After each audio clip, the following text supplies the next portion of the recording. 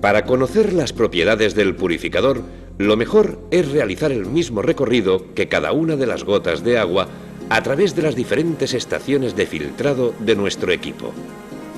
El primer filtro que atraviesa el agua es el de sedimentos, con una porosidad de 5 micras. Este filtro está especialmente diseñado para atrapar todos los restos de barro, sedimentos y demás materiales que se encuentran disueltos en el agua y tienen un tamaño medio o grande. Este filtro asegura además que estos sedimentos no lleguen a las demás partes del equipo para evitar que lo dañen. Los filtros 2 y 3 están compuestos por un material especial, el carbón activo de alta calidad, también conocido como carbón GAC. Este material tiene unas propiedades especiales que le permiten eliminar la totalidad de cloro disuelto en el agua, protegiendo nuestro organismo contra este agente químico y mejorando notablemente el sabor del agua. Una vez eliminados los sedimentos y el cloro, el agua pasa por una bomba de presión que la empuja con una presión mayor de 3,5 kilos, con el fin de que llegue a la membrana de ósmosis con suficiente fuerza para que ésta realice correctamente su función. La membrana de ósmosis es la parte más importante de nuestro equipo, su corazón.